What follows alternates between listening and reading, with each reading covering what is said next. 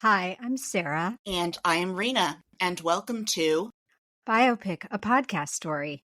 This is a podcast where we dissect the good, the bad, the ugly, and absurd of this specific genre of motion picture, the biopic. If you want to learn more about us, our scoring system, and how we choose movies, please check out our special introductory episode titled Introduction: Who Are We and What Are We Doing? Sara. What movie are we doing this week?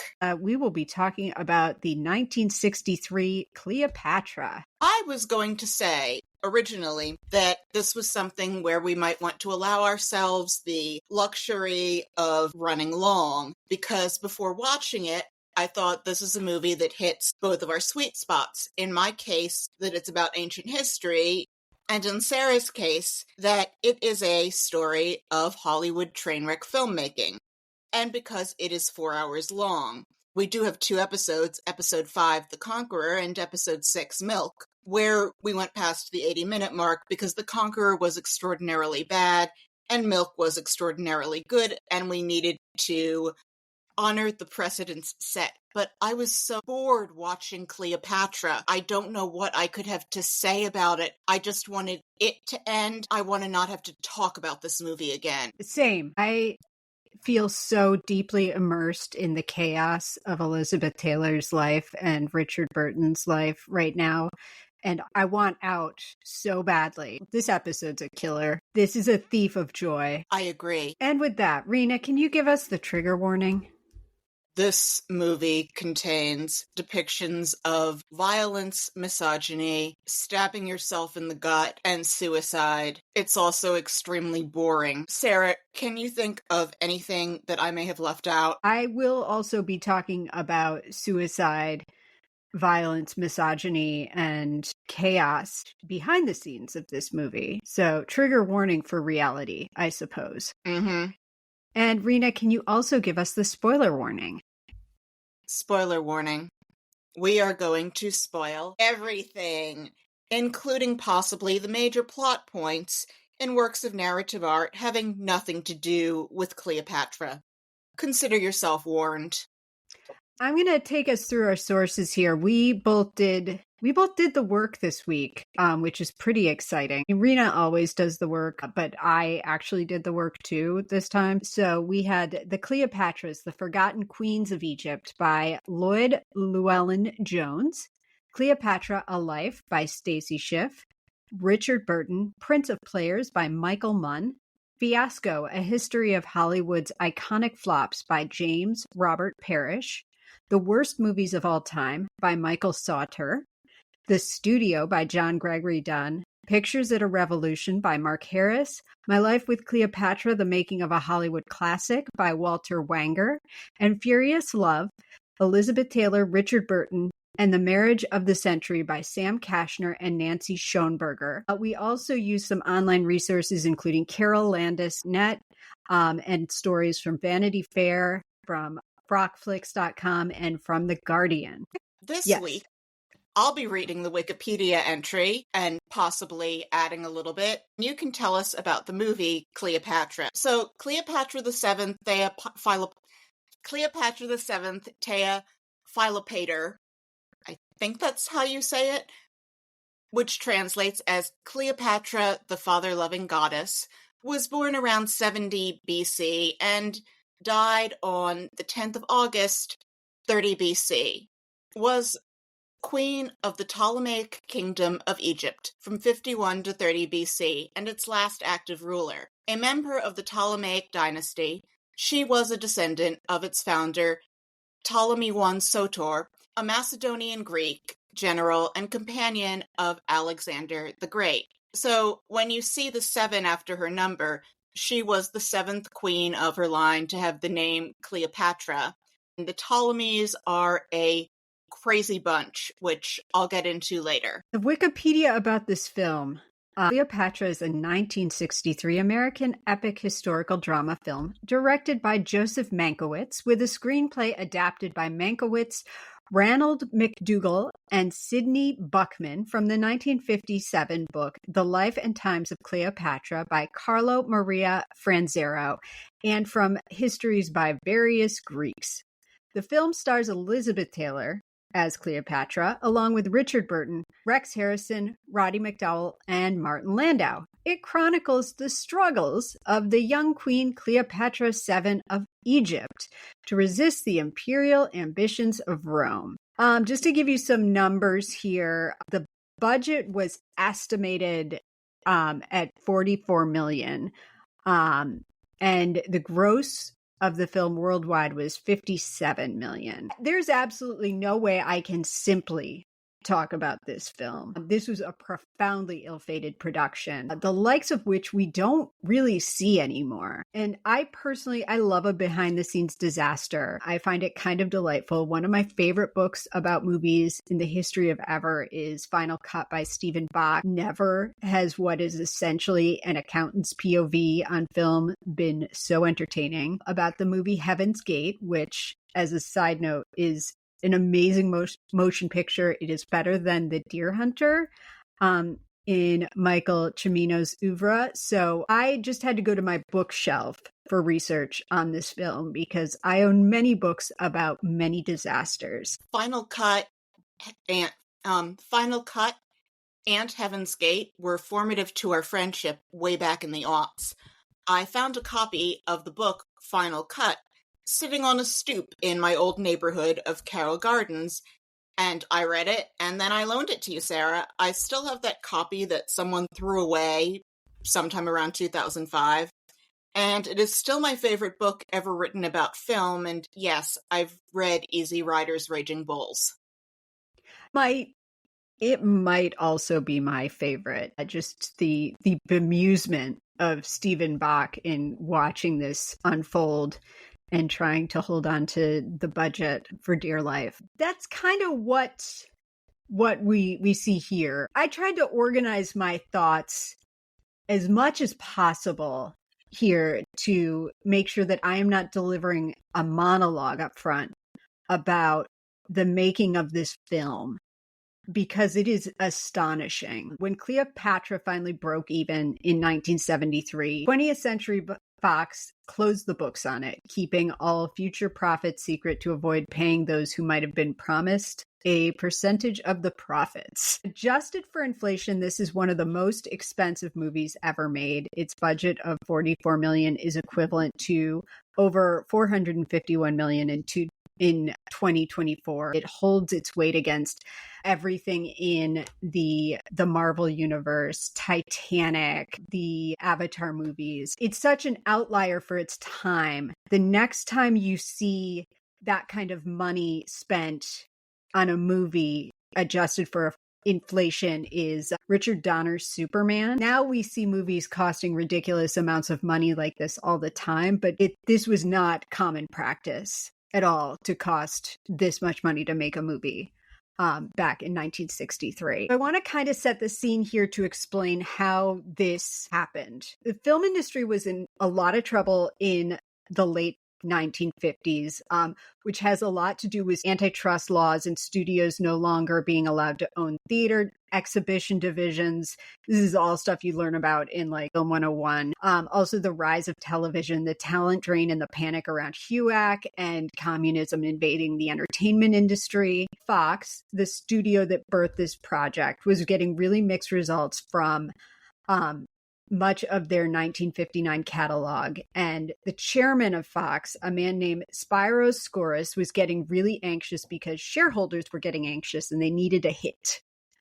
Enter stage right, disgraced film producer Walter Wanger. He had been at several different studios as a head of production and then went to become an independent producer. And he was married to an actress named Joan Bennett. Walter Wanger shot Joan Bennett's agent, Jennings Lang, who she was having an affair with, in the groin and went to jail. And before you ask, he did not shoot him in the dick, though many of us labored under that illusion for years, but I did check, and that is very much, that's not true. Walter Wanger is fresh out of jail. He is looking for redemption, and he had started to get it with the Susan Hayward film, I Want to Live. And that started opening doors for him again. And Skouros brings Wenger in for a meeting and assigns him to oversee a big project. They go through the archives at Fox to see what they can easily remake and decide on Cleopatra. This does seem a little random until you contextualize it with the fact that one area where the film industry was seeing a lot of traction at the time was with sword and sandal biblical epics. So the Robe, the Ten Commandments, Ben-Hur, Spartacus was coming soon, Solomon and Sheba. This was great news also for Wenger because he had purchased the rights to the book Charles Marie Franzero's The Life and Times of Cleopatra in 1958. So everything's great, right? This is simpatico. It's destiny. And that's where we're wrong. Skouros wanted to shoot this in under a month and for $1 million. He wanted to use talent that was under contract at Fox. I'm going to throw some names at you that are going to astonish and offend your sensibilities. They looked at famous Egyptian Joanne Woodward, who looks like the Mayflower had sex with a Stickley chair. And they also looked at Joan Collins, Susie Parker, the model, Susan Hayward, who we saw acquitting herself admirably in a different race in The Conqueror, Marilyn Monroe, Kim Novak, Jennifer Jones. I wouldn't necessarily describe anything that Susan Hayward did in The Conqueror as deserving the word admirably, but I wanted to add something here regarding the actresses considered as Cleopatra and the casting of Elizabeth Taylor as the Queen of Egypt. The real Cleopatra was a member of the Ptolemy family, who were from Macedonia in Greece. Thanks to roughly a century and a half of brother-sister and uncle-niece marriage with the odd father-daughter marriage thrown in there once, I think, the Ptolemy family maintained the same Greek DNA, essentially, that they started with. The practical effect of this is that Cleopatra was about as African as Elizabeth Taylor. I feel like I'm stepping on some toes here because I know people love the idea of a Black Cleopatra as an example of look at Europeans whitewashing history, and that would appear to make sense given that she's the Queen of Egypt, but you don't have to scratch the surface very deeply to discover that Cleopatra and her whole incestuous clan were close to 100% European because Greece, where they were from, is in Europe. They were so Greek that Cleopatra was the first ruler in the family to bother learning Egyptian. This after they had been ruling for 7 or 8 generations. I'm not here to opine against wokeism. My observation here is that casting a European-descended actress as Cleopatra is a case of Hollywood being unintentionally accurate. Sorry, Sarah. Please go back to telling us about Walter Wanger. I'm surprised they didn't just cast a ball of fingers with 3 eyeballs and some hair, because that's a horrifying chain of incest you've just described. They thought they were gods, like the pharaohs, and gods marry their siblings. This is a case of Caligula teaching us something, which was they made jokes in that movie about brothers and sisters being able to marry in Egypt. Right. This is what Caligula was looking back to as a pretext to marry Drusilla. Okay, back to Walter Wanger. He had a different vision in mind. He wanted to film in Italy, and he wanted Elizabeth Taylor to play Cleopatra. In his memoir, which is like a diary of making this movie, he said a lot of very favorable things about Liz Taylor, even after the making of this movie, saying that she was a great artist, she knows her line, she sees everything in terms of art direction and content. But he does also acknowledge that she can be challenging, as we will get into. He begins wooing Elizabeth Taylor to be in this movie. Elizabeth Taylor spent her life at about a 9 out of 10 on the chaos scale in general, but she was at about a 9.9 in the late 50s. She had been married to a man named Mike Todd, who was a producer, and he died in a plane crash. And in her grief, she gets involved with his good friend, Eddie Fisher, who is married to Debbie Reynolds. She converts to Judaism and marries Eddie after he gets divorced. This is a massive scandal. Eddie Fisher was her fourth husband and she was 30. So this is high level chaos. Cleopatra is an example of things that you can't do anymore. I was, before the boredom overtook me, in awe of all the real fake stuff that they built after spending most of my life in a world of green screen and CGI. They don't make them like this anymore, and they can't make them like this anymore. I initially thought perhaps there is a riveting 3-hour movie buried inside this 4-hour movie. Then I learned that the 4-hour version that I watched on HBO Max was restored from a 3-hour version because there was the idea that the 3-hour one lacked coherence. I watched Cleopatra in increments on my computer.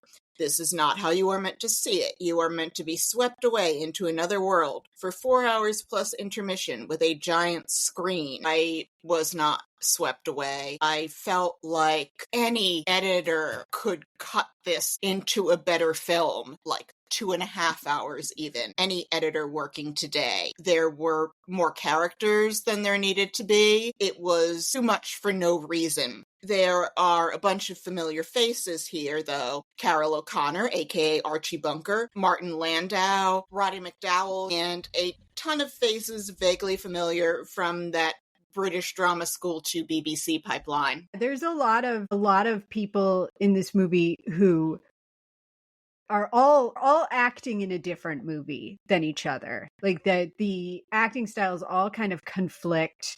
And I would also say that most of the performances in this film are kind of terrible, but that's not necessarily because the actors are not good. Nobody in this film is performing with any real energy. I was prepared to cut it so much slack and to say, oh, old Hollywood, and that Taylor was always so luminous and magnetic regardless of the material.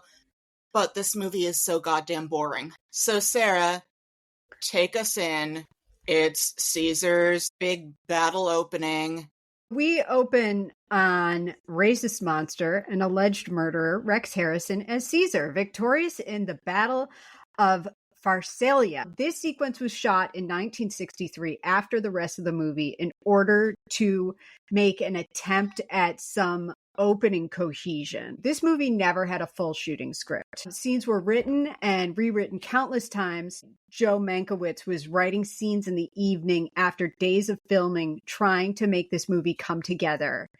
And at no point in this movie do you feel anything resembling cohesiveness. I am calling Rex Harrison all these names because in 1948, he at the very least stood around while his lover Carol Landis died by suicide, at the very least before calling the police.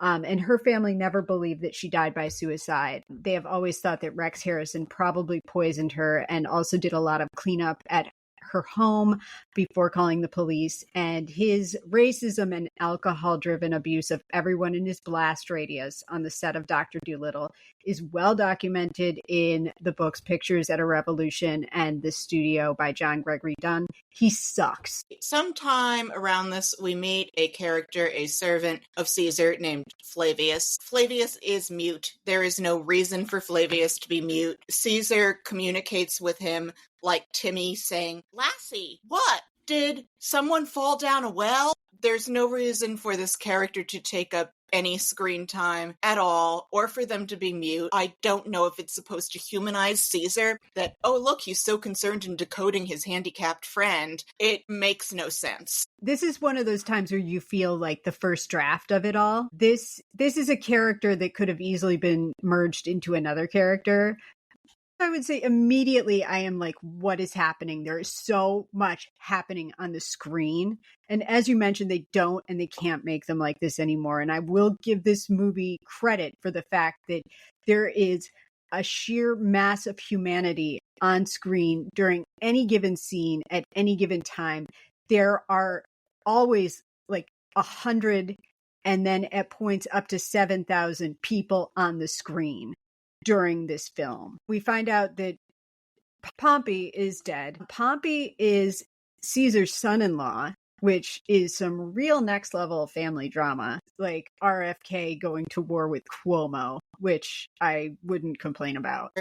The Pompey who just got whooped is sort of the major name in war of the previous generation. I don't like him because he fucked with the Hasmonean dynasty in Judea and messed up our temple and is part of the reason for the Jewish diaspora. So I don't like Pompey and I'm glad he's dead. Not that things get any better for my people who are not featured in this movie anyway. That's not cool. So Caesar is sending Antony home and going on to Egypt to sort out the messy shared throne situation of Cleopatra and Ptolemy, her brother. Yes, Cleopatra has been exiled from Alexandria for trying to kill Ptolemy, who is her brother and also her husband. This is a case of Ptolemy is gonna Ptolemy. They were always killing their siblings, spouses, uncles, nieces, cousins, children, and nephews for purposes of vengeance and grabbing power. They were very efficient in going about this in that they often accomplished several forms of the aforementioned kinslaying at the same time because, as we previously reflected, they were super inbred. So Caesar and his boys get off the boat and walk through town and approach Ptolemy, who is, I would say for the time period, tell me a character is a sexual deviant without telling me that movie, because this movie just telegraphs that real loud and clear. We meet Martin Landau playing this guy Rufio, and he has this really bondagey chest plate. Did you clock this? How it had like the suggestion of pierced nipples? Didn't notice. I also didn't notice that that was Martin Landau. I had no idea part he was because I always think of him as Bela Lugosi in Ed Wood. I did not recognize him as a young man. He was kind of foxy.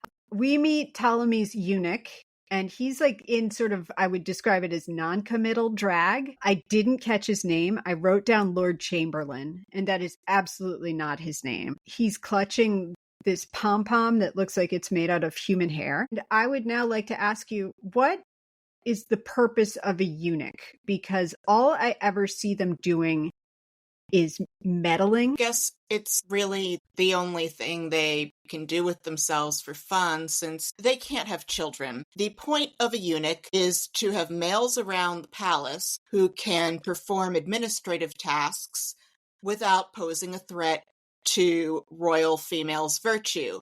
Because you couldn't hire a woman to do diplomatic or secretarial tasks, and having men who are not eunuchs around might lead women into, in Cleopatra's case, the temptation of taking a romantic interest in someone who's not her brother. There's a lot of texting the subtext that would have been removed in a screenplay that was able to be edited. There's a lot of sort of like talking out loud about moving pieces until Ptolemy reveals that they've got Pompey's head in a container, similar to the end of 7. Spoiler. Caesar is really miffed about this because he wants Pompey buried with honor.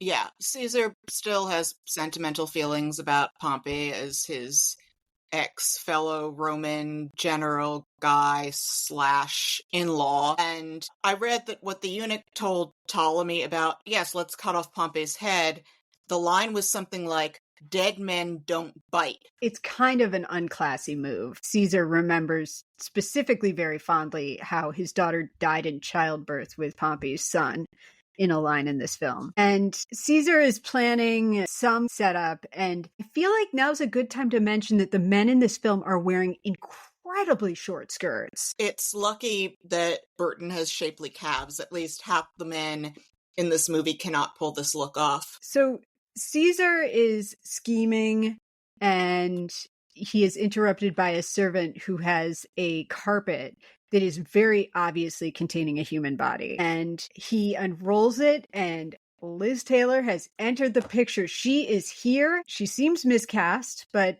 that's not even really the point. I will give her credit. She's the only actor who you don't see power down every time they don't have a line, which is something you see a lot in this movie, as someone will be done talking and you'll see like them shut down, like a Roomba going back to its charging station. Aren't you supposed to react when other actors are saying their lines?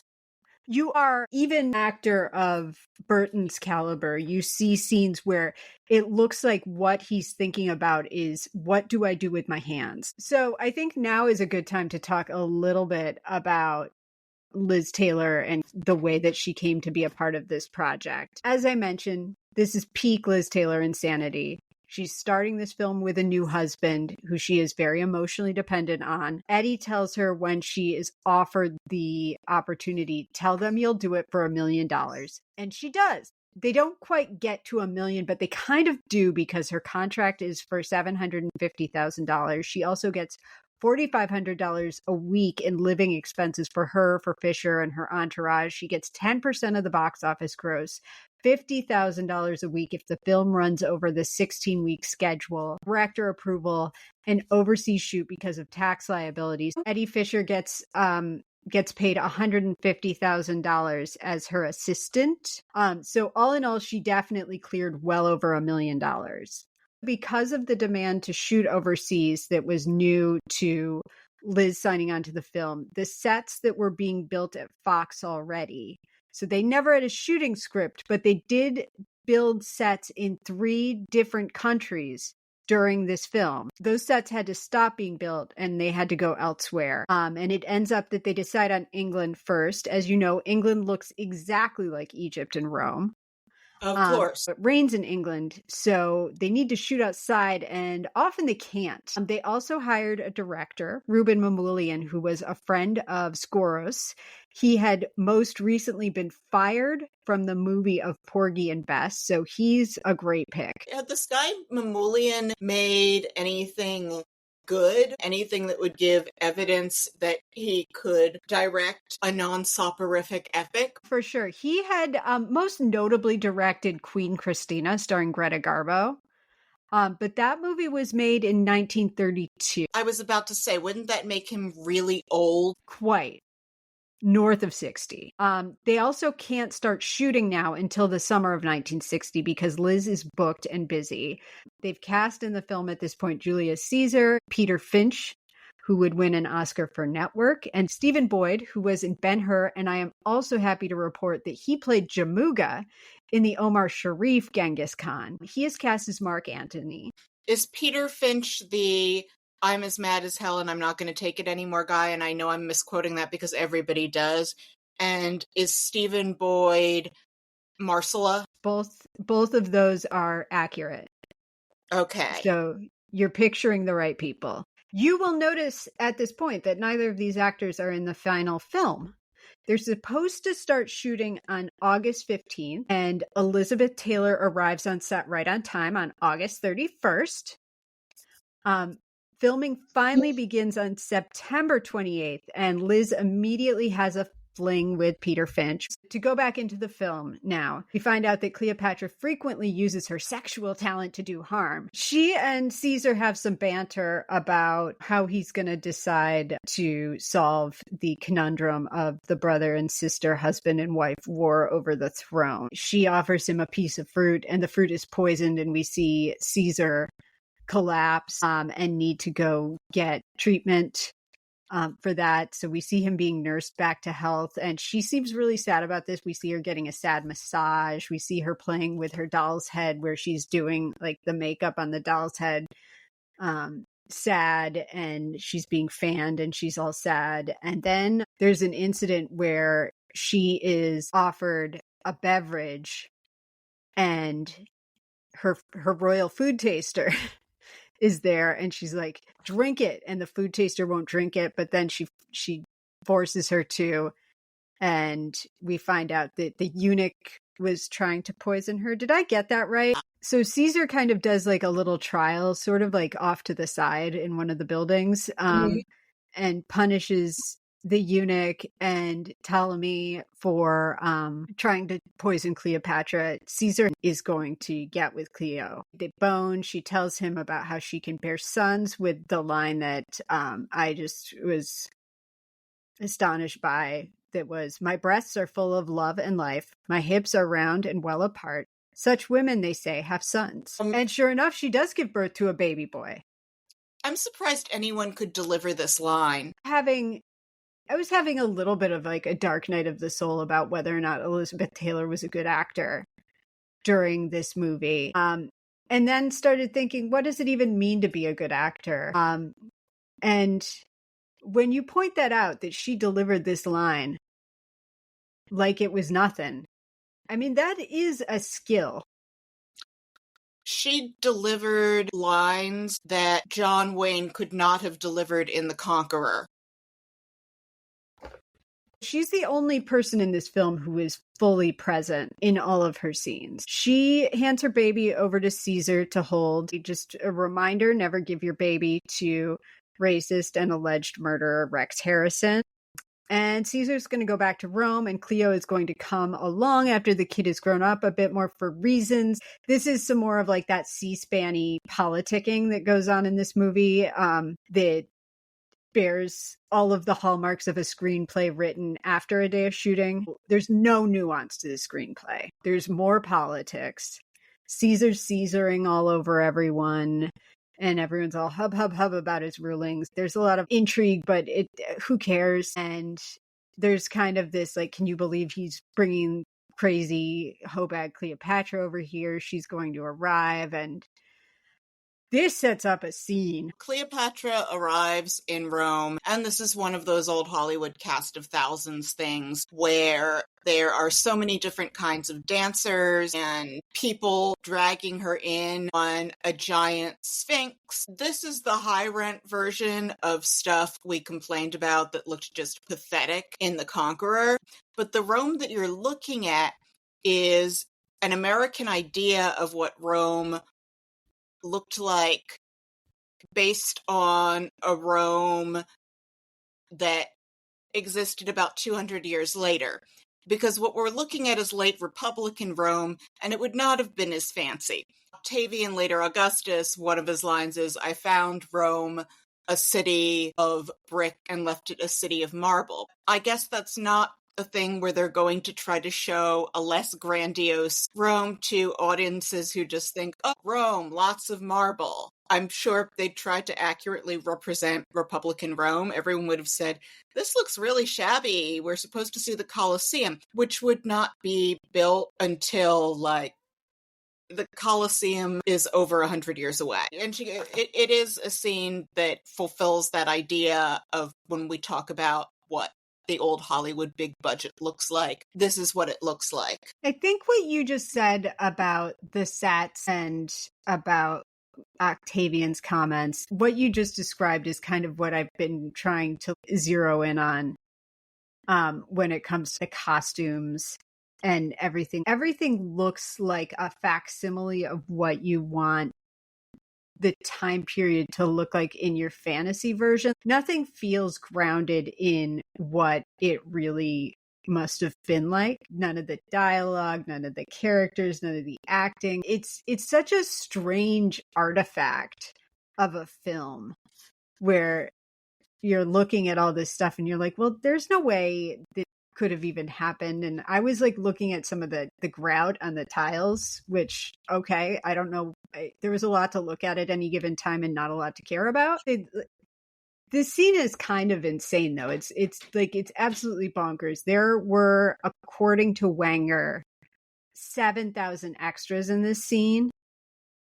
And I have no reason to debate him on that. He also said 300 actors playing slaves, but I don't know that there were that many. Couldn't tell you. I don't know if it's racist, but it feels culturally insensitive. Like, I'm pretty sure there's some actors in blackface. There's just a lot of things going on. And one of the things that I thought was really interesting and could have made this scene a lot more expedient would have been, they kept cutting from the dancers and performances to like the bored looking Roman Congress members who were all slouching, which I'm assuming was the direction they were given, but that also could have been the actors just in their shutdown mode. A triumph was something that you didn't see that often. You could go decades without a real triumph. There'd be parades, but if there was a triumph, it was a huge deal. Maybe having the senators be bored is a way of signaling that they don't like what Caesar's moving towards. Which is another trenchant observation that a screenplay that had a second draft could have dug into in a more effective way. After all of these dancers come in, Cleopatra enters on a many stories tall Sphinx. I have questions about a lot of the things happening here, and those questions started occurring to me during this scene because she is rolling in on that Sphinx for like 25 minutes. It's very slow. And I have in my life done some event planning. So I was wondering, were there rehearsals for this dance sequence in Cleopatra, like in the world of Cleopatra? Where did these dancers come from? Where did Cleopatra summon them from? And how long did it take for them to get there? We could refer to Stacy Schiff here. We know Caesar has a massive triumph. Cleopatra may have already been installed in Caesar's villa by late summer when he celebrated his Egyptian triumph. Trumpets heralded his approach that morning. In his purple tunic, a wreath of laurels on his bald head, he rode through the city gates in a chariot drawn by 4 white horses. The crowd greeted him with petals and applause. His exultant men marched beside him in metal-plated tunics, chanting both victory odes and obscenities about the romantic conquests abroad. In their raillery, Cleopatra's name figured as a punchline, a charge that Caesar in no way denied. By tradition, the procession included the spoils of the campaign and representations of the vanquished. From the Campus Martius in the north to the Via Sacra, through the Circus Maximus, and up to the Capitoline Hill, rode effigies of Achilles and Pothinus, along with outsized paintings of the Nile and a model of the lighthouse at Alexandria. The crowds roared with approval. The Egyptian float was itself plated with glossy tortoiseshell, a material new to Rome and one that supported Caesar's boasts about the riches he had acquired abroad. Each of the triumphs included feasts and public performances, athletic contests, stage plays, horse races, musical competitions, displays of wild animals, circus feats, and gladiatorial fights took place all over the city. For 3 weeks, Rome was a thieves' paradise, as houses emptied for the spectacle. After the Egyptian triumph came a mock sea battle, for which an artificial lake was engineered. That match featured 4,000 rowers and some of the defeated Egyptian ships, which Suetonius would have us believe Caesar towed across the Mediterranean for the occasion. Certainly Cleopatra did not need to be on hand when Caesar assured the people of bounties on which Rome might draw abroad. It is even less likely that Cleopatra would have wished to have been on hand for the Egyptian triumph, a reminder that she was not the only Ptolemaic woman in Rome. Each of the processions ended with a multitude of human captives. So crucial were they that at an earlier triumph, Pompey had appropriated prisoners that did not belong to him. Their number quantified a general success. The more exotic the prisoner, the better.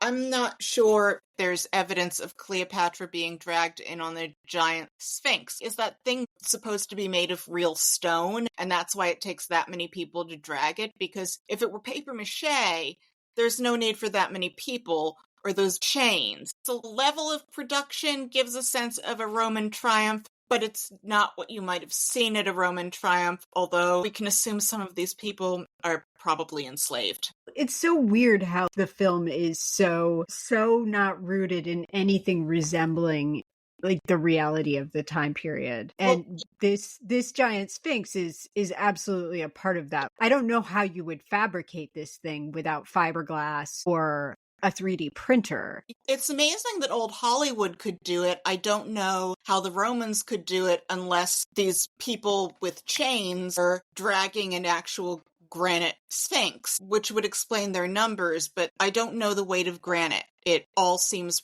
rather far-fetched. I guess it's the idea of the triumph. What I was reading about sounded pretty grandiose as it was. And also, if it's made out of granite, where did they make it? Did they make it in Rome? Did they make it in Egypt and ship it over? There's a lot of planning that had to go on here. that I couldn't wrap my brain around. And then what the result of that is, because the scene goes on for so long and the procession is so slow, and we're cutting back and forth between Cleo and Caesar and the senators and the crowd that seems to greet her kind of like a people's princess a little bit. They seem to dig her. But this goes on for so long that I felt like this really weird feeling that I've had like a couple of times watching a movie, which is secondhand embarrassment for the actors. I was thinking about, God, it looks like it's so hot, and she's just standing there and she's holding her little blonde baby boy's hand because of course he's blonde, because that makes sense. Time, it just goes on. And on the other hand, her look here is insane. The costumes in this movie are amazing. Cleopatra's costumes, for reasons I will get into, had to be completely redone by Irene Sharaf, and they're glorious. And the men's costumes were by Vittorio Nino Novarese, and they won the Oscar for Best Costumes, and it's deserved.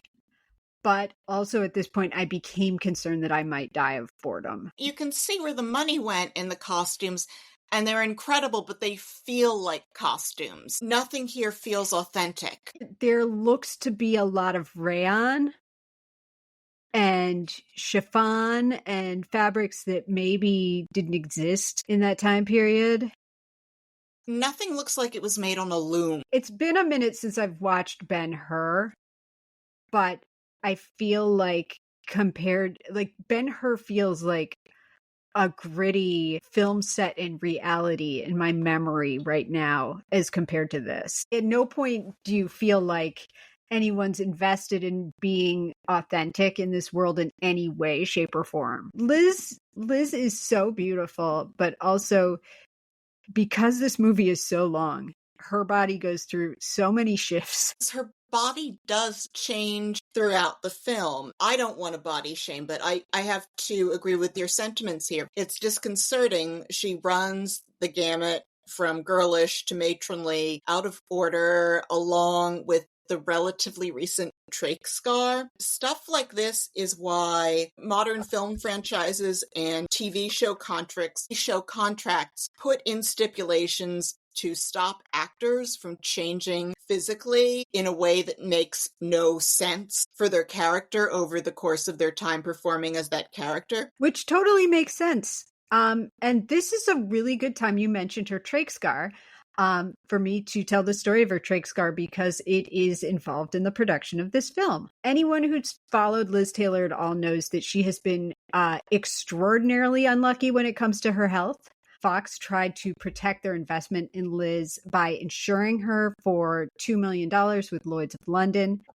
When she arrived to start filming, 2 weeks late, she had a cold, so she was sick from the jump. The cold turned into a viral infection that was further complicated by an impacted tooth.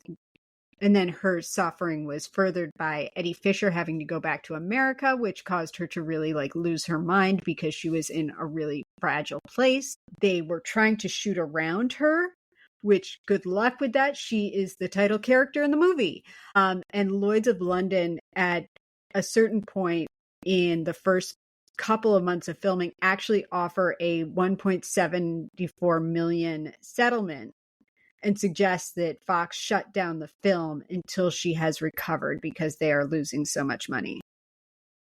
This is the first time that I've ever heard of a film actually collecting the Lloyd's of London insurance on a star. I've heard stories about stars who were uninsurable. For example, there were a number of years where it was hard to insure Robert Downey Jr., and that may have been a concern when they made the first Iron Man film. Or no one would insure Courtney Love for People versus Larry Flint. Lloyd's of London said they'd insure her for $2 million, not as the payout, as what you had to put in to insure her. And I think the people who came up with the $2 million who split it were Oliver Stone, Edward Norton, Larry Flint, Woody Harrelson, and one other guy. Edward Norton, again, being a kind of a mensch. Yeah. However, Skoros refused to shut the film down because he didn't want Fox's shareholders to push him out of his job, so the film kept shooting. Later on in the shoot, Liz will contract meningitis, a disease I was under the impression that you died from automatically. And she has to return to California to recover during the shoot, which is currently in London. This is all in the first 3 months of filming. So Ruben Mamalian threatens to quit because he thinks that Liz is going to back him up and say that he has to stay on or she will quit, and that he will then regain control of the shoot. But she does not do this when he threatens. She has actually been having secret conversations with Fox leadership and recommends that they hire George Stevens, who directed her in A Place in the Sun, or Wilkes-Barre, Pennsylvania's own Joseph Mankiewicz, who had worked with her on Suddenly Last Summer. Skoros goes to Mankiewicz, who accepts the offer to take over in January of 1961. And I want to remind you that 4 months of filming has more or less happened, and that Mamoulian has shot a total of 10 minutes of film. Wow. There was an entire presidential election and the inauguration of John F. Kennedy while all these people were thinking about Cleopatra. Mankiewicz is in many ways a better fit for this job. He is used to dealing with really challenging performers. He directed All About Eve, A Letter to Three Wives, Guys and Dolls. He wrote a ton of things. He has been part of the film industry since the late 1920s. This job will prove unwieldy for him. He gets upfront $3 million. He demands a full rewrite to the existing script, such as it is. So 4 months of work essentially down the drain. He also demands all new costumes. And now the movie is up to a $7 million budget. March of that year, while they're shut down while Mankiewicz does all of this work on it, Liz is diagnosed with pneumonia. She has to have the emergency tracheotomy. Because she is in such ill health, she again returns to California to recover. Lloyd's of London pays Fox $2 million. And let us return to the film. Indeed. So after this triumphant arrival, Caesar begins making noises that he needs to be the emperor and dictator, and everyone's all, no, that's a terrible idea. We start to get to know a little bit more about Mark Antony. Richard Burton has entered the film, and he is wearing, I think, the shortest skirt that we see on any of the dudes. I can practically see his balls. I'll say this for Richard Burton here in Beckett. He's able to pull off this kind of costuming without looking ridiculous in it. He's able to wear it with dignity, which I don't think that's easy to do. You can stick him in any time period and it works, except when you see him in present day clothes, it's very disorienting. And as I said, he's kind of not great in this movie a lot of the time. And he was hungover a lot during the making of this film. And I will get to that. Everyone is reacting all bananas to the idea of Caesar declaring himself ruler for life, as they should. And he also declares himself a god.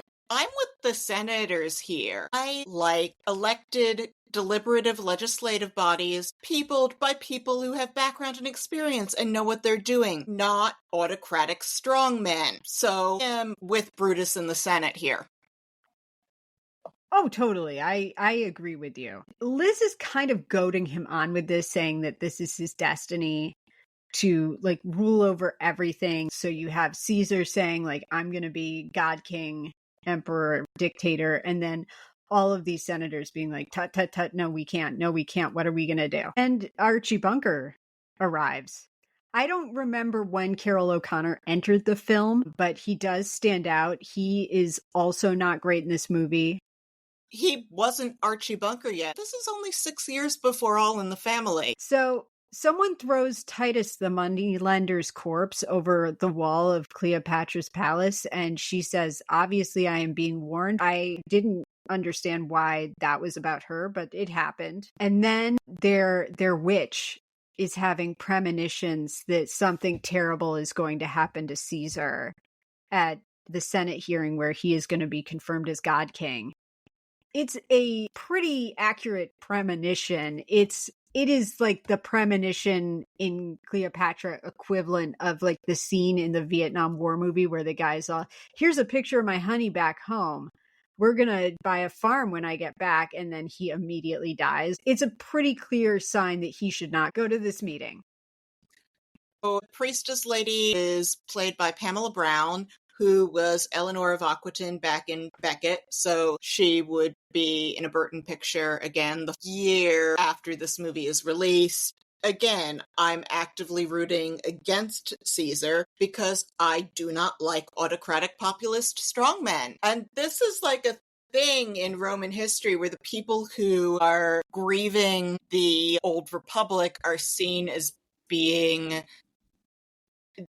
elite or the educated class, and it's the people who are clamoring for the simplicity of wanting an autocrat. Well, I'm just making a face because I'm like, oh, well, at least that's never happened again. And they kill Caesar. They stab him. It's all the 18. Yay! Autocratic populist strongmen will never threaten deliberative legislative bodies ever again. There's something very poetic about Archie Bunker stabbing noted racist and alleged murderer Rex Harrison in the back that is kind of delightful. Yeah. And the city burns and literally everything their witch said was going to happen happens. And now in charge of everything is Octavian.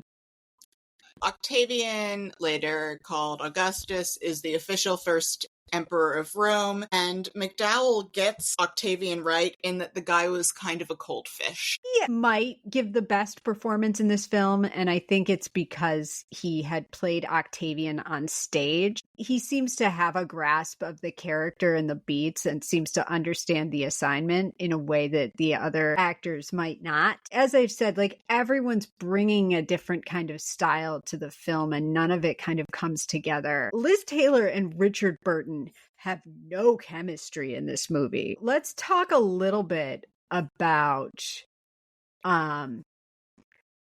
Richard Burton entering the film. So at the end of 1961, they finished the bulk of Rex Harrison's portions of the film, and Fox was happy with the footage, but also there were a lot of people in the background taking advantage of the chaos.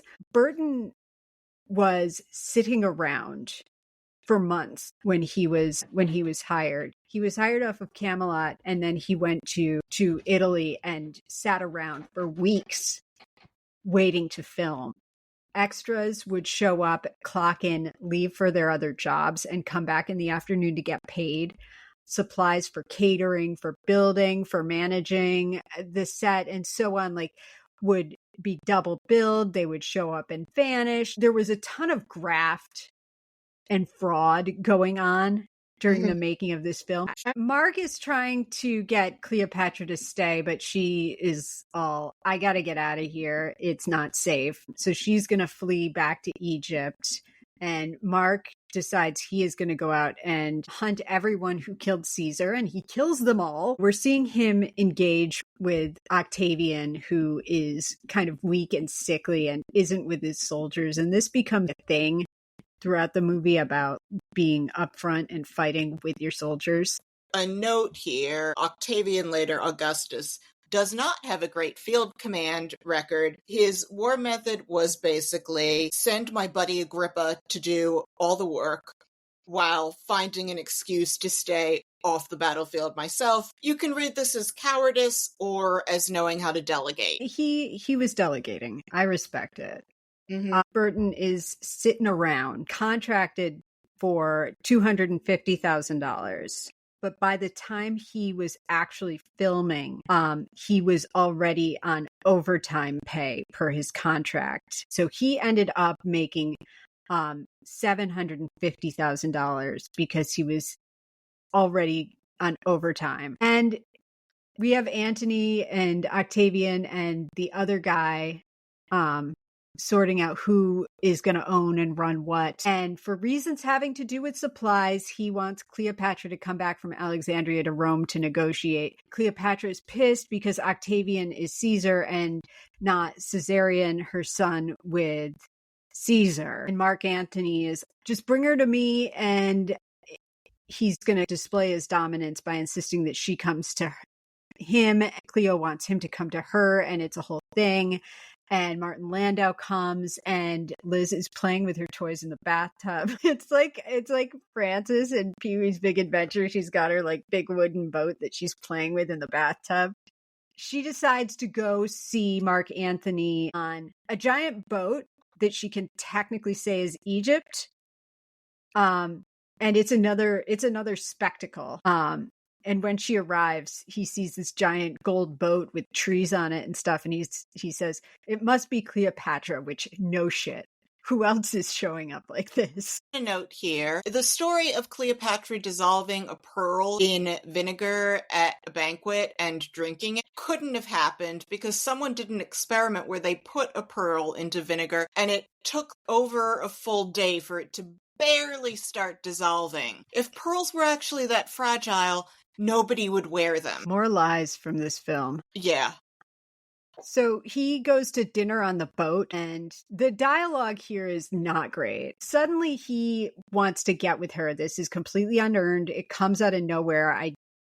It's like I knew it was coming because I know what happens in this movie, but it doesn't feel like it's similar to Burton and Beckett when he's like all of a sudden like, I'm a Christian. He's all of a sudden like, I'm in love with Cleopatra and I want to get with her. And we have kind of like, I would say Egyptian theater by way of Branson, Missouri. It's very Branson goes to the Nile. It's a lot. And let's just not do these shows. They don't read as realistic. There's a lot of rayon. There are a lot of unnatural fabrics. And they just go on forever. And there's a weird thing that goes on here where there's a Cleopatra lookalike who's wearing the same outfit. And the bouffant hairdos don't do Liz any favors. She has her 1960s hairstylist just 1960s-ing all over this set. And I love the things that the ancient Roman ladies did with like braids and curls and like soft looking things on the portrait busts. And I would have rather seen some of that. Oh, for sure. Like, it seems like sometimes someone got their way with her hair and then other times she got her way with her hair. Because there are scenes where she does have elaborate updos. Yeah, she insisted on bringing her own hairdresser from California. I'm assuming that must be where the bouffants were coming from, and that the set hairdressers were trying to do things that were ancient portrait bust derived while being modified to be beautiful to contemporary audiences. I love the ones where it's a high bun and they have little braids going back to it and twisting. That's so pretty. You can't do that on your own. I would have much rather seen that than bouffant. I agree. Burton is drunk, probably also IRL. He and Cleopatra get into a fight and then they hook up. And then they have all this talk about who loved the other one first. And okay, no chemistry. No chemistry between these two. They're in love? What? Huh? When did that happen? I don't see it.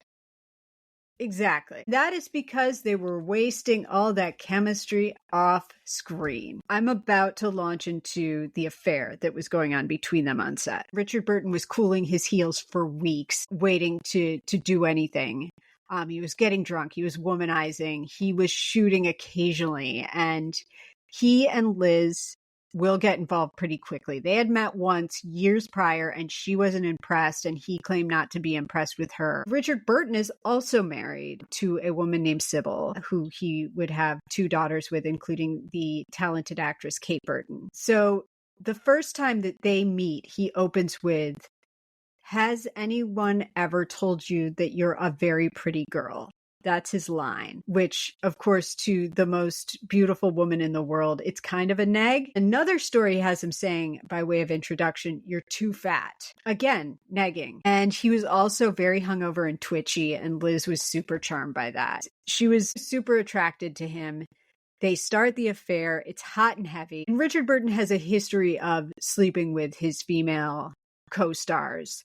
The only leading lady he says he didn't seduce was Julie Andrews. But he is more taken with Liz than he typically is with his leading ladies. He's very attracted to her fame and her power, her stardom. It's a hot mess because neither Liz or Dick have the life skills to be professional. They both drink a lot. As I mentioned earlier, she is sickly as all get out, so she is getting affected by it psychosomatically.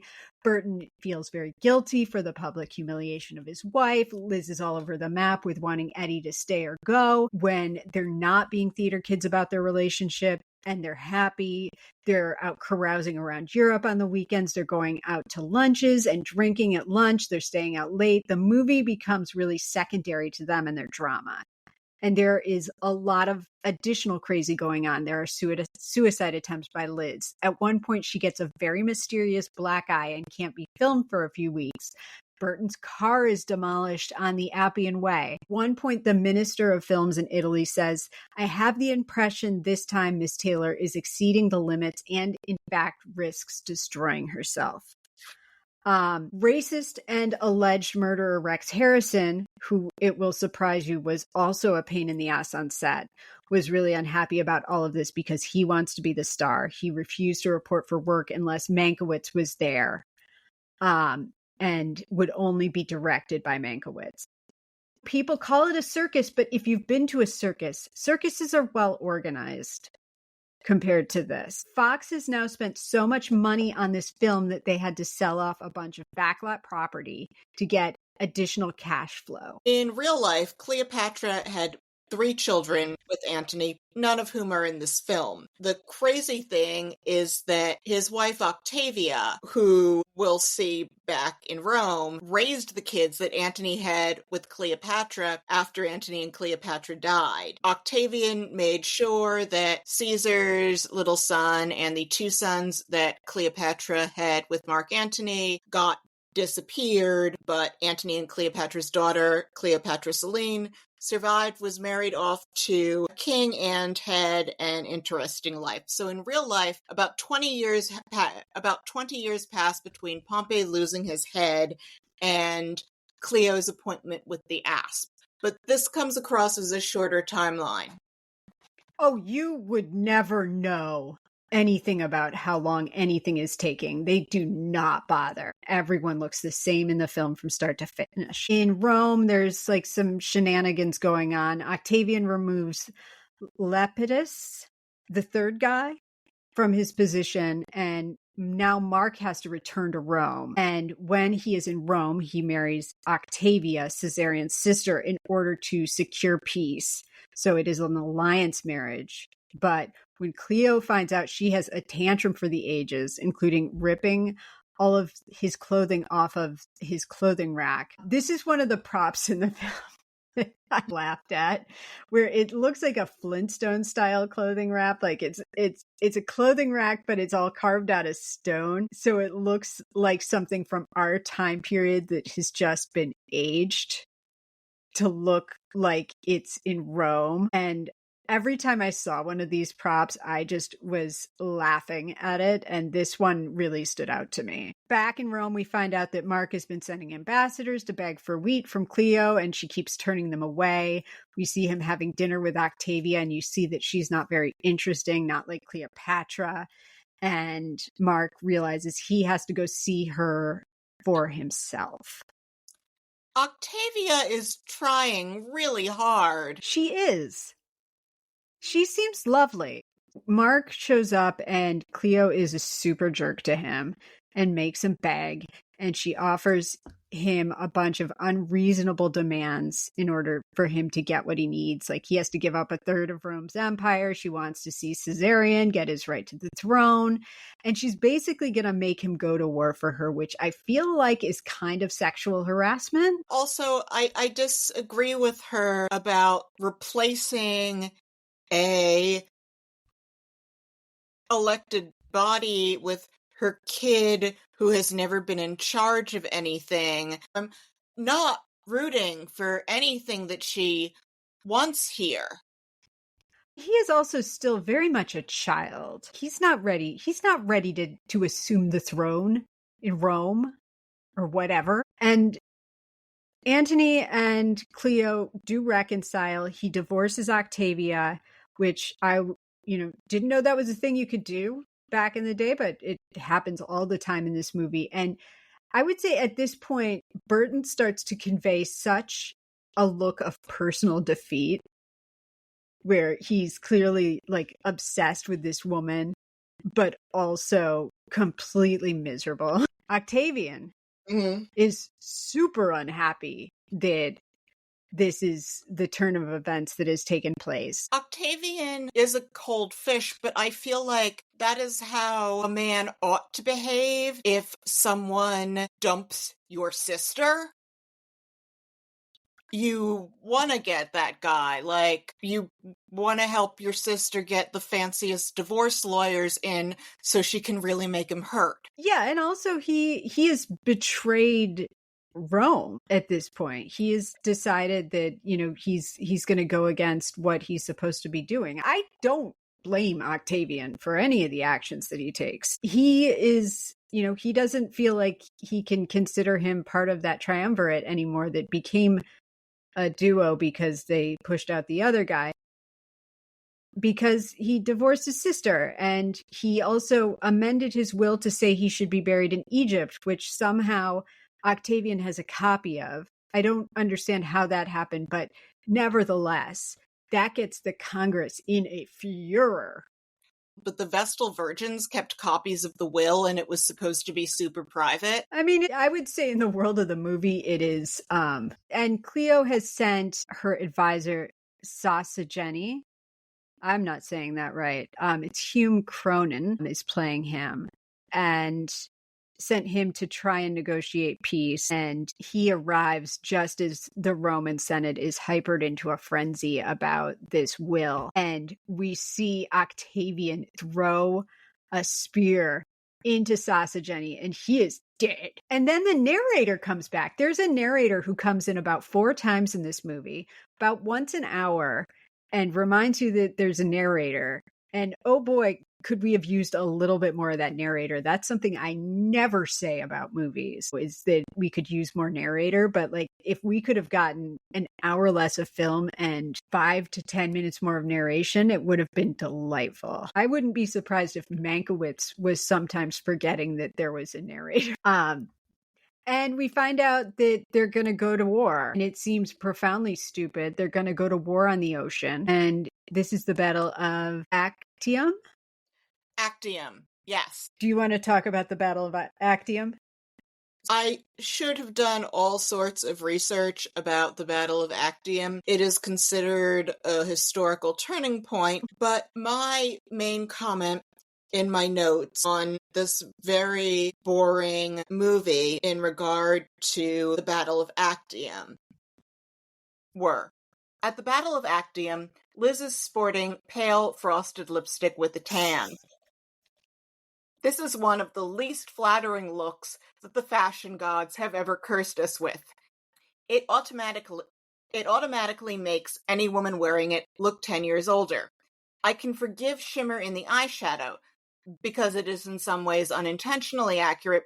The ancient Egyptians used to crush beetle wings into their eye makeup to get a shimmer effect, but I hate that look with pale frosted lipstick on tan skin. I don't think lipstick should be lighter than your skin. It's a bad look. I agree.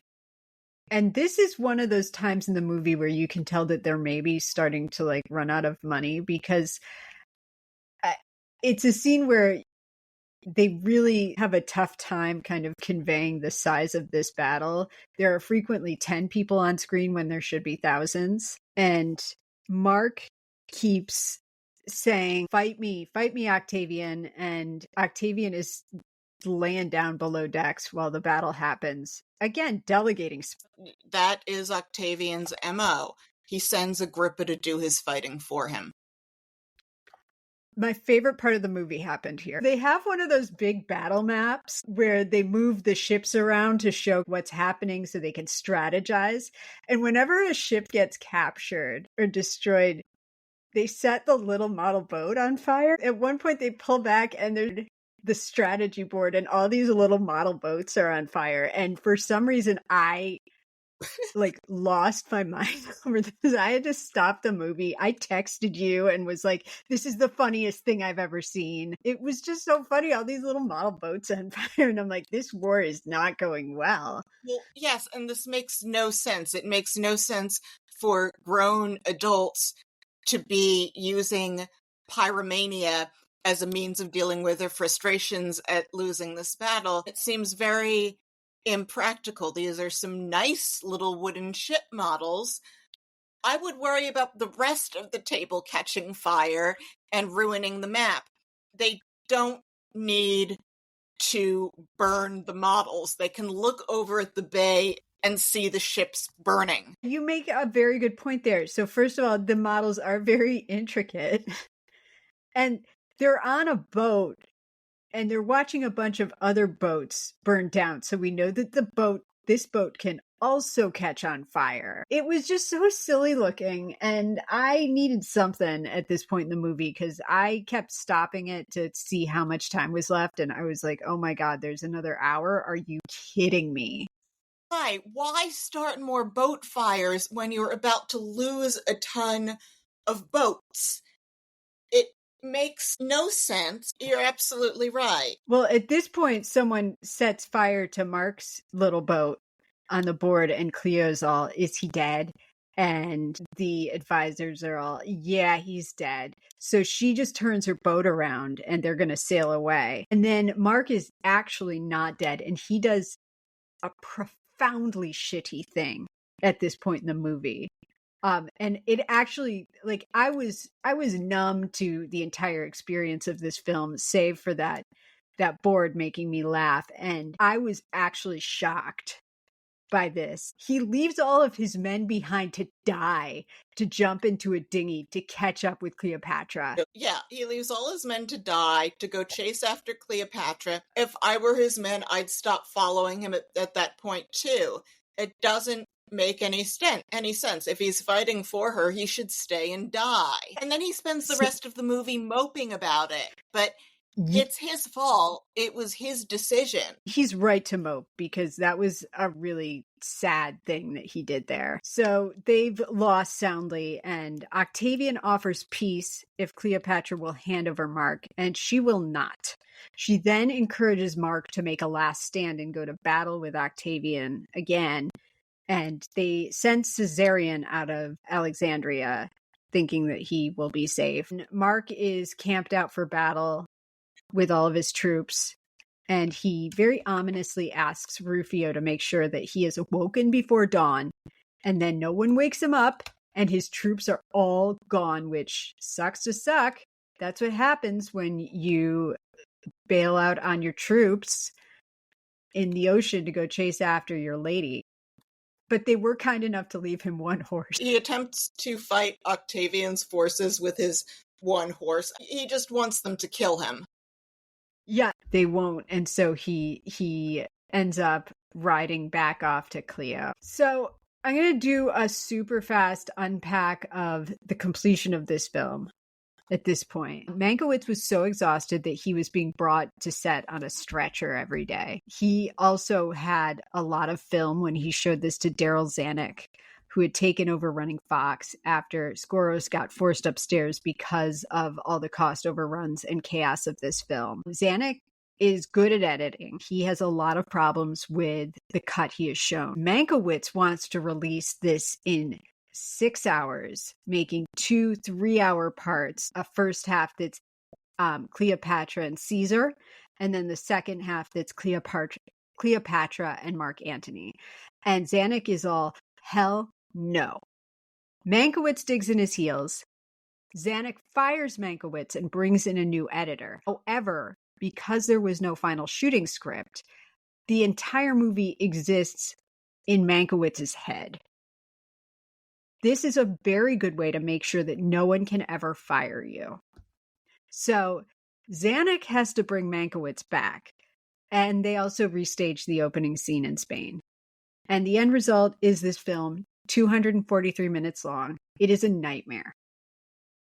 And then at this point, somehow Caesarion gets captured and killed. We don't see how that happened, but we do see his little body, which is sad. Mark is moping. He is like the living embodiment of the sunken cost fallacy.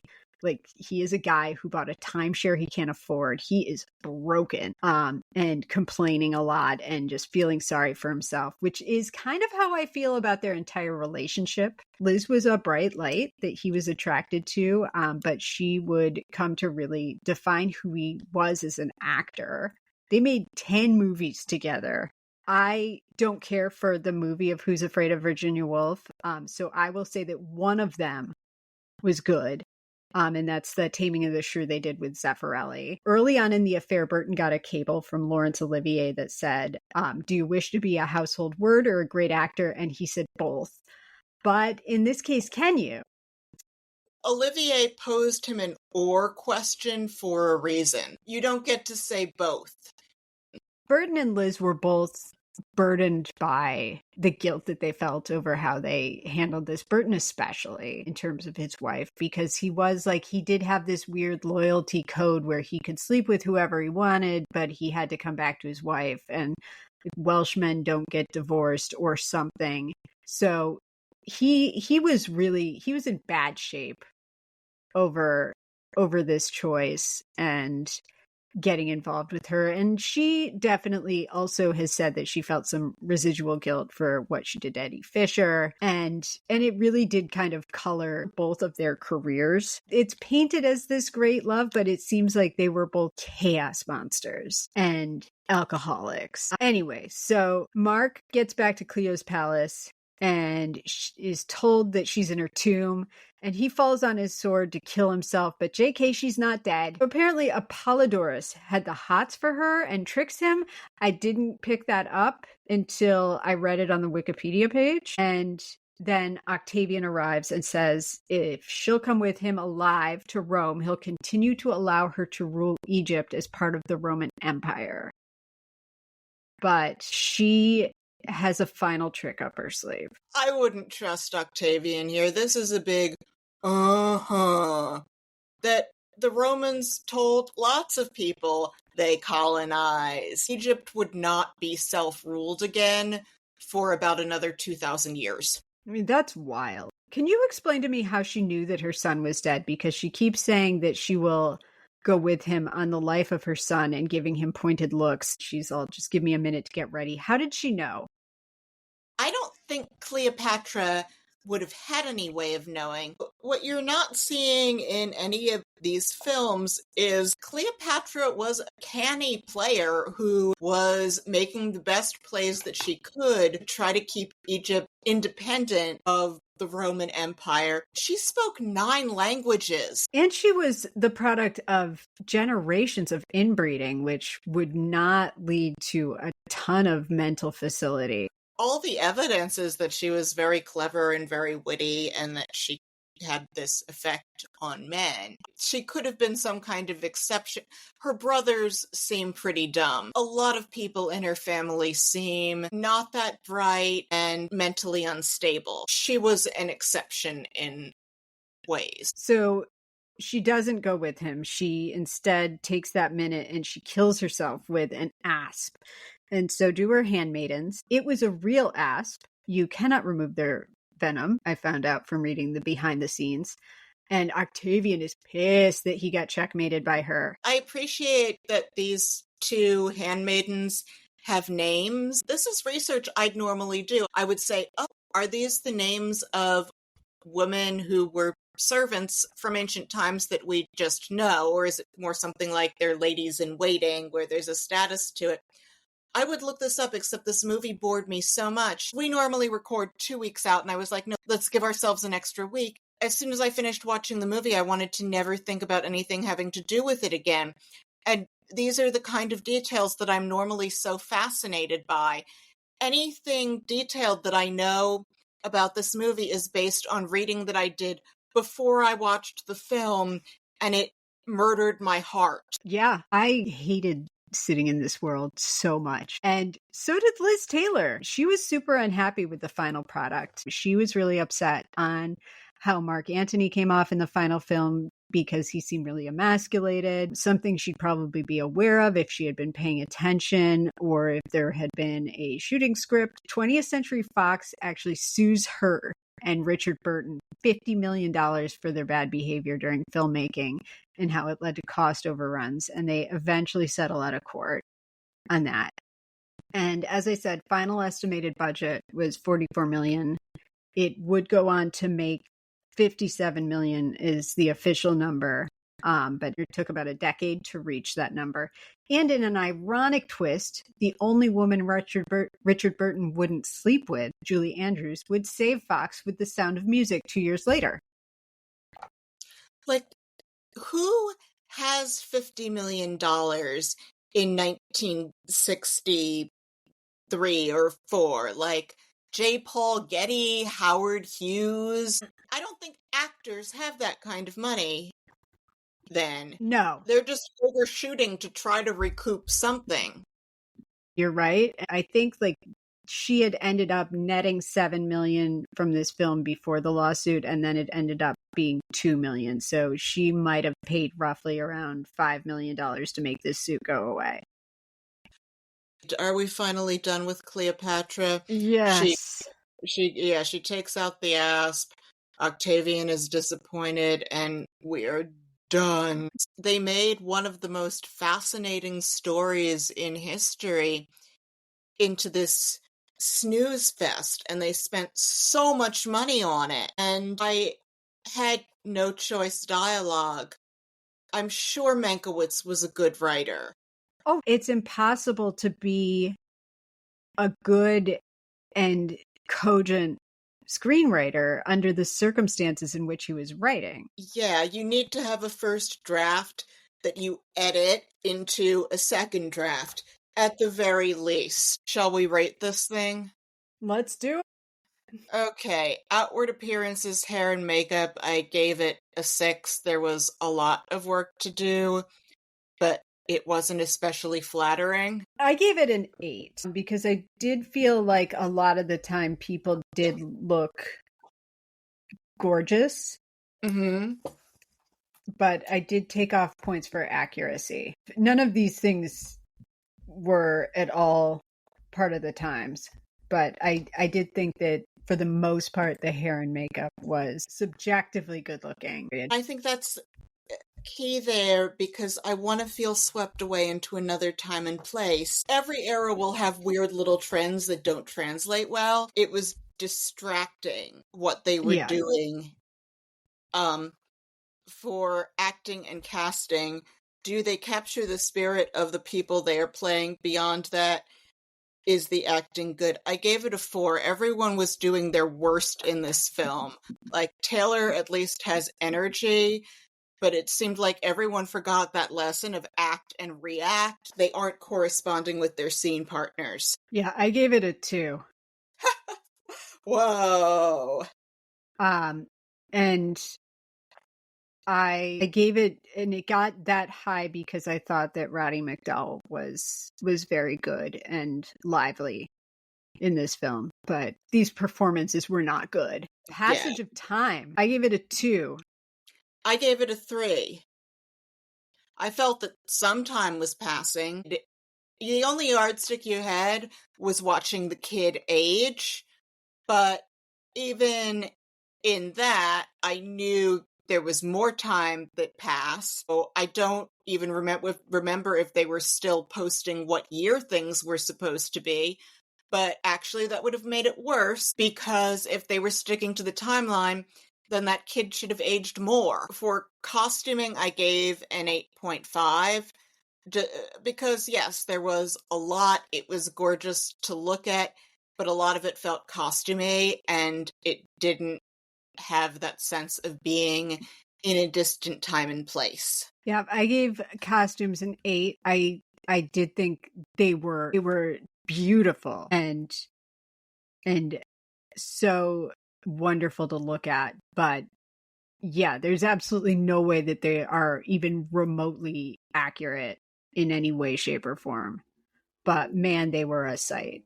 For quality of the script, I gave it a 2.5, which may have been too nice of me. I gave it a 2. I acknowledge that 2 is taking place inside of a set of circumstances that are terrible. The final product still is not great. For accuracy, gave it a 2. I know that the general contours of these people existing and these things happening in a general way is real, but there's nothing rooting this movie in anything resembling reality. Everything that we've talked about in terms of the sets and the costumes and people's appearances and the look and feel of everything is so artificial and so stunty and spectacle based that I absolutely cannot give it even a slightly higher score for accuracy.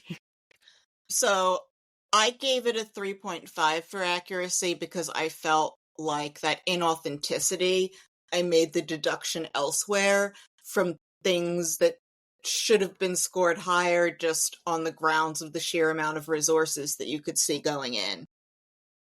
So my accuracy score is slightly kinder than yours.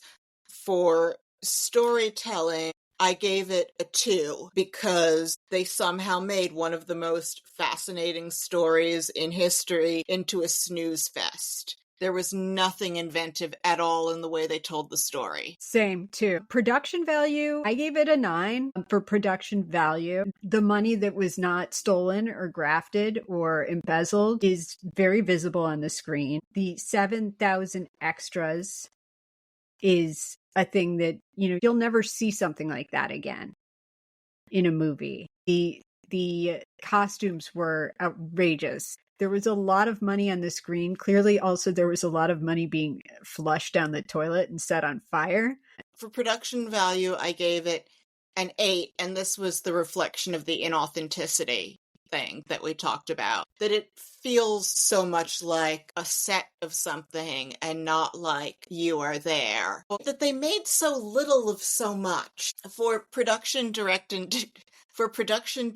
decision making, I gave it a 2 because, again, they did so little with so much. Like, these are good actors. And from this story, at no point in the production of this film did anyone make any good decisions. I gave it a 1. It's a fiasco. And it shouldn't exist. It's one of those movies where I'm going, how did this even happen? Like, how did the plug not get pulled on this so much sooner? Every decision that was made felt kind of wrong. This movie would prematurely kill a lot of people. Wanger, Mankiewicz, like they all passed away not terribly long after making this movie. As you said, they did so little with so much, and that to me is the platonic ideal of bad production and direction decision making. For Do We Care, I gave it a 2. I wasn't screaming at the screen like I was with The Conqueror because the thing was so ludicrous. I wasn't irritated about why should I care about this guy like with Prefontaine. I was just really, really bored. Same, too. I did not care. To your point, this is a fascinating story. To make it as boring as it was is a real feat. So my combined total comes to 4.15. I'm a 3.8. My gosh, do we get to do second opinion? Did you think that this would qualify for second opinion? I had a suspicion that it would, but my scores swing for the fences so much. I thought it might just squeak by. And that is a thing with the biopic, is that they're often gorgeous to look at. Or they often have actors bringing an A game to a story that isn't that creatively told. And we're going to see more films that are on the higher edge of mediocre than we are train wrecks. The combined final score for Cleopatra came to 3.975, which means that it qualifies for second opinion, the element that we ripped off from How Did This Get Made? Sarah, can you describe second opinion in case our listeners have forgotten what it is or haven't heard an episode where we got to do it before? Yeah, second opinion is when we go to the internet to see if anyone has a view different than our own about the film that we just watched, because it's America and everyone's allowed to have an opinion. If a film scores below 4, we will read the 10-star ones.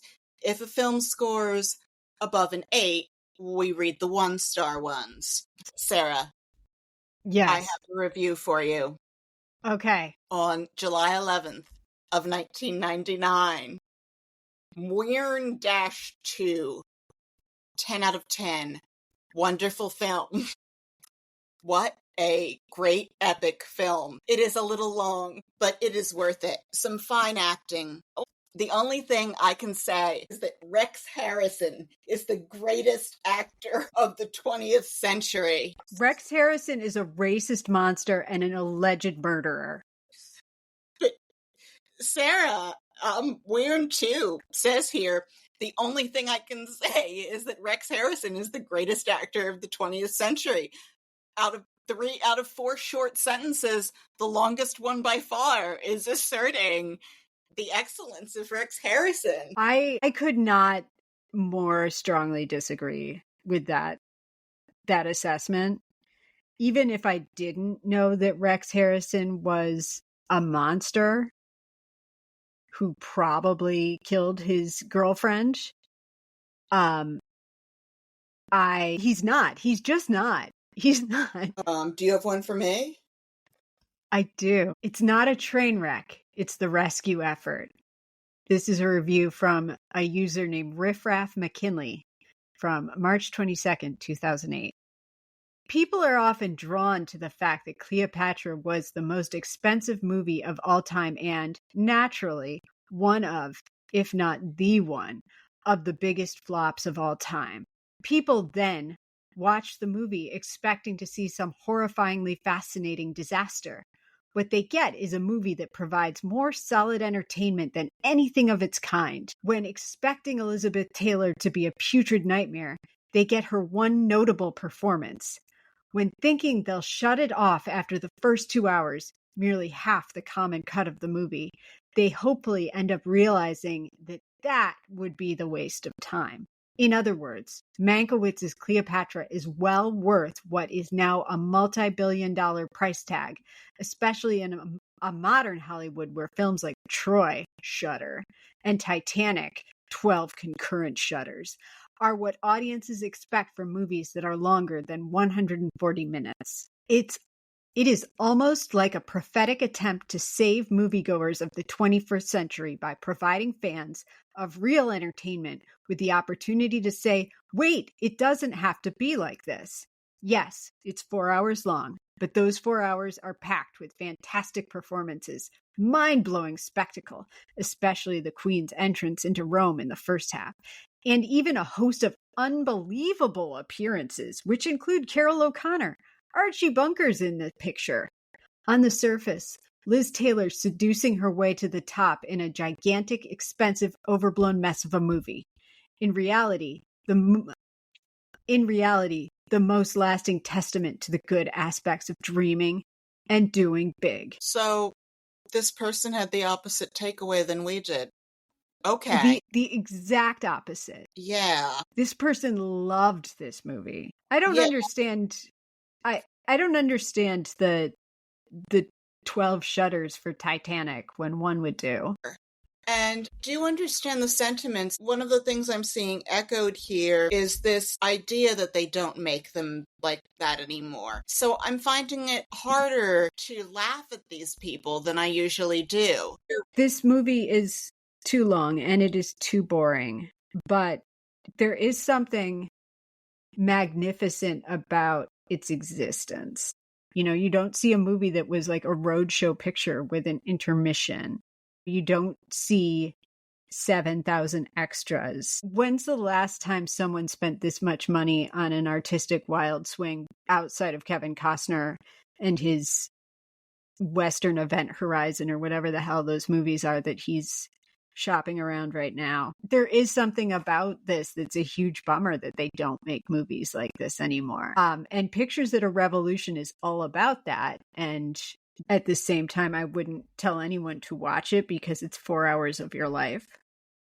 And it's quite boring. Spartacus, which is currently slated to be the New Year's Eve episode movie, is what this movie wishes it was. I don't know what this film could have been if they bothered writing a script for it that someone edited to say, does this make sense? How can we make this cohesive? My epitaph on Cleopatra is that they did so little with so much. Things that I would recommend that I found more enjoyable than Cleopatra: Final Cut, Dreams and Delusions in the Making of Heaven's Gate by Stephen Bach.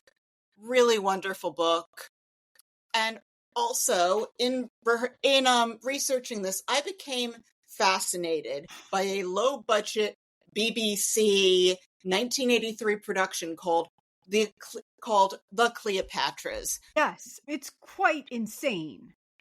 I was so entertained by the sheer bonkers nature of the 45-minute pilot of The Cleopatras. I'm sure if I were to binge watch the whole thing, I would be vastly more entertained. The Cleopatras was the 1983 BBC effort to top I, Claudius by finding something that had all the themes that people had loved about I, Claudius, like memorable music, incest, sinister behavior, ancient corruption, and say, what can we do that has more? So they made the Cleopatras, which is about Cleopatra's 2 through 7. It has this score where it's like ancient musical reconstruction welded with prog rock, where you see this animation of the ancient Egypt crown moving back and forth over itself like the blur tool with an image. Like it was the first time anyone had ever seen certain visual effects done, and they were like, let's put this on the BBC. The columns look like they're about to fall over. It does not have the star power of Elizabeth Taylor and Richard Burton. It has various BBC actors whose faces pop up again and again and again in your parents' Masterpiece Theater tape collection. But it's bonkers, and I was diverted by, this is insane, for 45 minutes. So much more entertaining than Cleopatra. And unfortunately, it is not available on DVD officially. You used to be able to see all 8 episodes of it rather blurrily online. Now there is only the first episode and some clips available blurrily online, although I did find a website where you could order DVDs that were ripped from what used to be available online, so I'm sure the visual quality is very high. Look up this pilot, because it's nuts. Sarah, what was your experience of watching the first 3 minutes of this? I just couldn't believe it. I couldn't believe that it was real. It's shocking that it exists. You know, it's interesting how, like, and I'm about to take up the argument of, oh, this movie couldn't be made today, that you hear about, like, when people talk about, like, Blazing Saddles, or I'm trying to think of some other examples. Just all the things that just couldn't be made today because we're too sensitive and we're too whatever, supposedly. This Cleopatra stuff is stuff that could not be made today. Both the Cleopatras on the BBC and this movie, these are movies and entertainment that could not exist in our present time because it's just too insane. I will put the link to that one episode of the Cleopatras that is available online into the show notes. And if this link goes dead at some point, I will add a note to it saying this was available as of August 2024. But it will take way less out of your life than watching the 1963 Cleopatra. And it's insane. Yeah, it defies description. I made you watch the first 3 minutes of it while we were talking on this, and I remember your mouth was hanging open. It's sort of the cheapness of I, Claudius, but with incest. The Ptolemies they're just gross. They're gross. It's not something you want to hear about. And they look sickly. Sorry. Do you have any recommendations for things people should see instead of Cleopatra? Spartacus. Oh, yeah. Yeah, Spartacus. Absolutely. See that. Zeffirelli's Taming of the Shrew is a treat, if I remember it accurately from my youth. And absolutely read Final Cut. It's such a great read. And so entertaining and a great look into like the madness of filmmaking. Yeah, and come to think of it, Spartacus had that Dalton Trumbo script. Spartacus is an excellent argument for why all movies should have a script. All movies should have a Dalton Trumbo script. Shall we wrap it up? Let's wrap it up. Boy, if you liked the show, please leave us a 5-star rating and subscribe to us on iTunes, Spotify, or wherever you get your podcast. And tell a friend, or better yet, plural friends, and share us on social media. We hear it helps. Tune in next week when we'll be talking about Get On Up, the James Brown biopic. I'm excited. It's Chadwick Boseman. I'm excited too, and I never thought I'd be excited to be back within the second half of the 20th century watching a musical biopic shot in the past 20 years, but that's what Cleopatra did to me. Are we going to see any crossover from our previous music industry films? You mean music industry people who worked with multiple artists? I don't know. I guess we'll find out. Indeed. Good night, Rena. Good night, Sarah.